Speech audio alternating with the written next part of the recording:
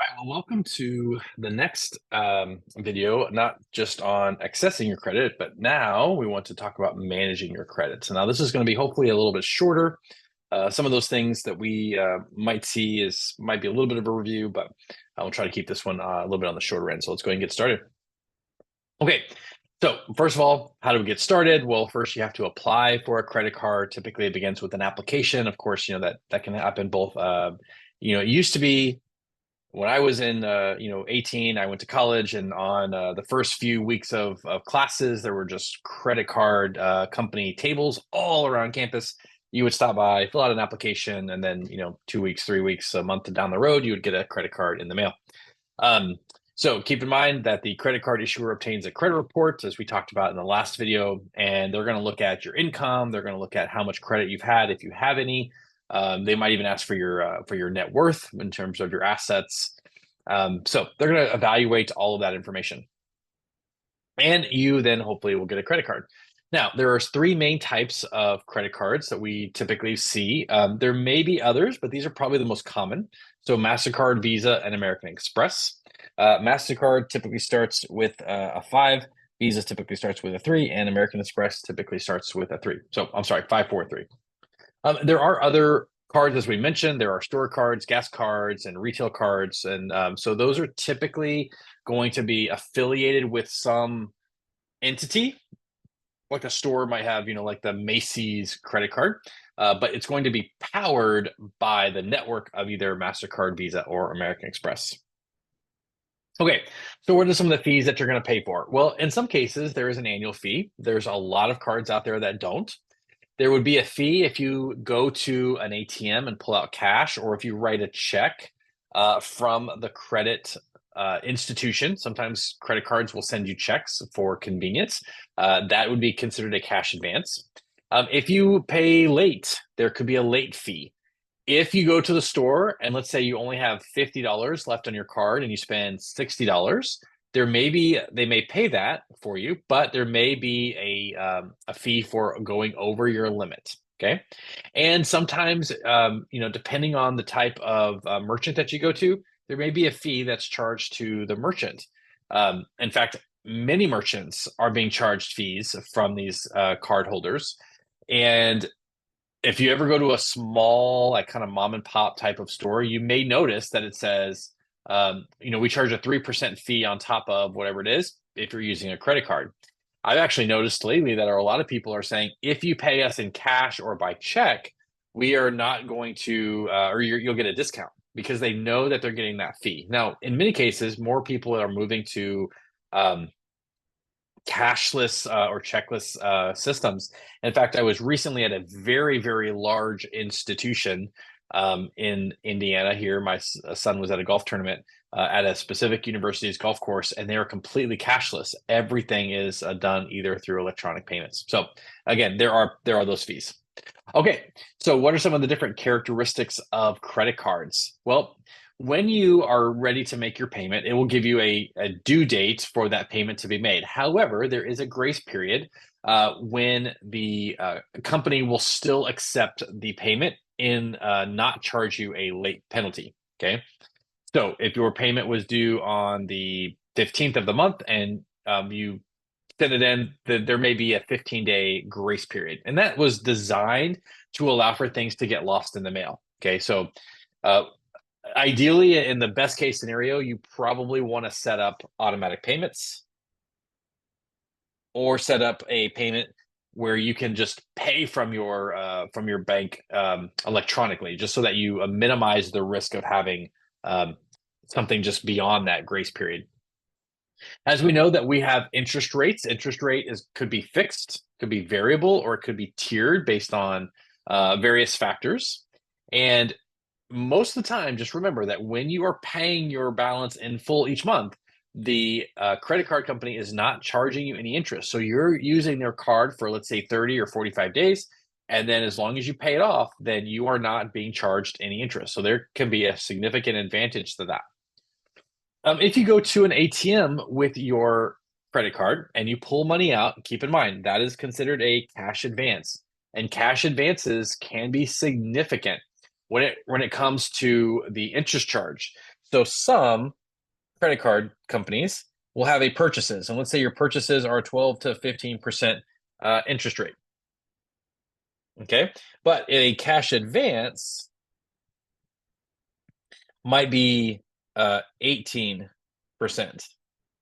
So keep in mind, look at your documentation on your credit card and see if there is a difference in the cash advance versus the repayment percentage. Okay. And then sometimes there's also a fee, an upfront fee for taking out a cash advance. So let's say you take out $1,000 and there's a 2% fee, you're going to get hit with a $20 fee. All right. Credit card repayment terms. Okay.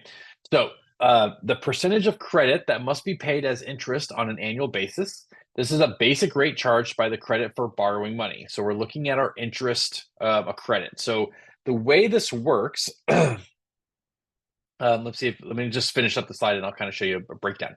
So the annual percentage rate, the simple interest rate, including any fees charged by the creditor.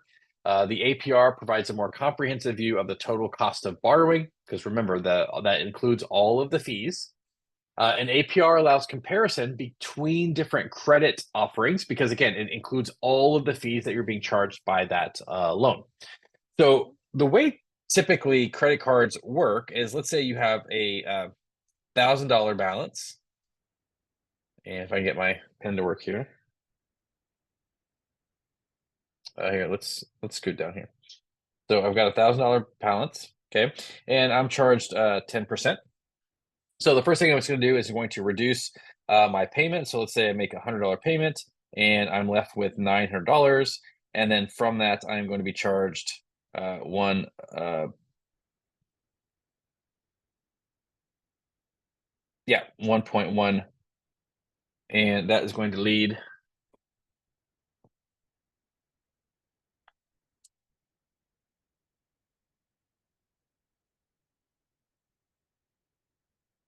to $990. Okay, and then I make another payment of $100, and this is going to take me down to $890, and then I'm going to pay. I'm sorry, 1.1 divided by 12. That's 10%, but we're paying this on a per basis base. 110 divided by 12, and then that will get me whatever that amount is. So as you can see, you're going to get hit with your interest, and then it's going to then come back, and then your interest credit is going to be added to that. Okay. All right. So we want to make sure we understand. This slide just gives you a little bit of information about how do we think about estimating our credit repayment. Okay. So we want to make sure we know what our interest rate is. We want to know about how much we're going to borrow, and we're going to want to know how long we're going to be making these payments. Okay, so look in the second paragraph. What you're going to want to need is you're going to want to know your current balance, your interest rate, and the amount you can afford to pay each month.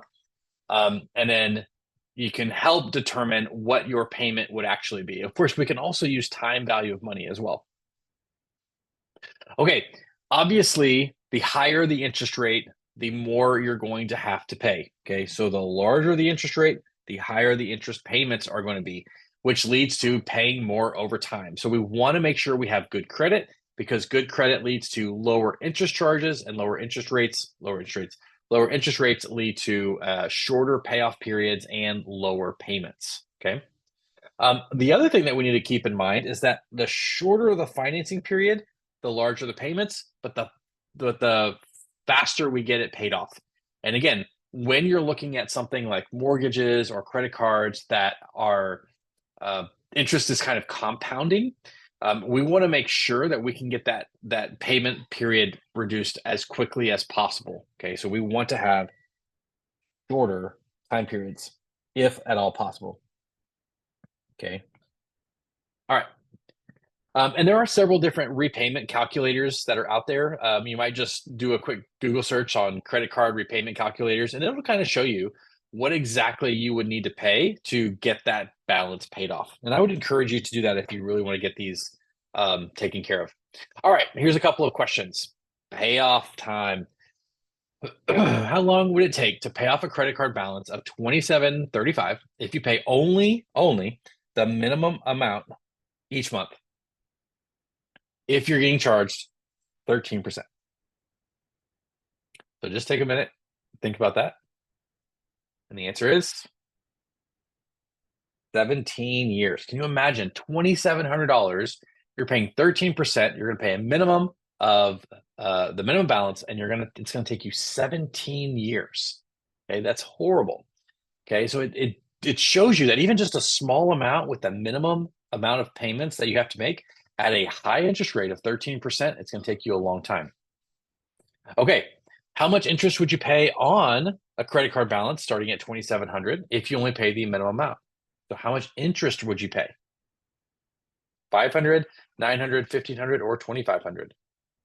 $2,500. It is crazy. Now there's a little bit of miss up on the slide. It says that 2,500 is substantially higher than the original balance. It's not substantially. It's about. So what you're going to pay in interest is about the original balance. You're basically doubling what you would have originally borrowed in interest. Okay, we don't want to do that. That's not wise when we're making our choices. Okay, so remember, $2,700 at 13%. We're just going to only make the minimum payments. It's going to take us just under 17 years, and it's going to cost us an additional $2,400. Okay. So how can we go out managing this debt if we already have it? Well, if you've ever listened to Dave Ramsey or the Ramsey Solution, or have talked to anybody about debt reduction, you probably have come across this idea of the snowball effect. Okay, and it's very simple. It is very simple. There's a couple of slides here. You can look at it in the deck, but for the most part, here it is. We are going to pay off the lowest amount that we owe first. And let's say we're paying, well, let's see, here we go. We're going to pay off the lowest debt that we have first, and then we're going to get that completely paid off. And then we're going to add what we were making on that payment to the second debt that we have. So let's say we were making, we have a debt one, we have debt one, debt two, and debt three. And we owe, let's say, 500, 1,500, and 4,000. And our payment is, let's say, $50, and we're going to do the minimum payments here, 25, and another one here of 125. These are just arbitrarily examples. We're going to use this $50, and we're going to pay that off, and we're only going to make the minimum payments. So we're going to do everything that we can to get this paid off. Then this $50 is going to come down here, and then we're going to basically have $75 now, plus whatever we can, and it's going to pay off this. And then now we have 125 plus the 125. So now we're up to 250, and we're going to get that paid off. Okay, so we're just adding what we paid off on the first one, but we have to start with the lowest amount. Don't worry about interest rates. We don't care about interest rates at this point. We care about getting the lowest payment or the lowest amount paid off first. And then we apply everything that we were using to that one to the next one. And we apply everything that we were using for those two to the last one. And we just keep building. Okay, so it's very successful because it is psychologically helpful. Look at this. Paying off smaller debts first provides motivation and momentum to tackle larger debts. You've accomplished something. You feel good. Hopefully, you're encouraged, and you can then move on to the next one, and it makes just things go faster and faster and faster. There's a couple of calculators here. So if you want to put in your debts, you can see how you might structure that snowball effect. Okay. Again, there is psychological benefits of getting that debt paid off. And so we want to encourage you to do it in the best manner possible. Don't worry about paying off the highest interest rate first. We want to make sure we're paying off the lowest balance first so that we build with success. Okay, build with success. Okay, so what are we going to find on various statements? Okay, so we're going to get a statement every billing cycle. Typically, it's about a month. In some cases, it's based on the number of days. But here are the aspects of what you should see and make sure that you review on your credit card statement. What was your previous balance? Purchases, cash advances, what were your payments? What did you get charged? What's your new balance? And then ultimately what your minimum payment is. And remember, we want to make sure that we pay as much as we can.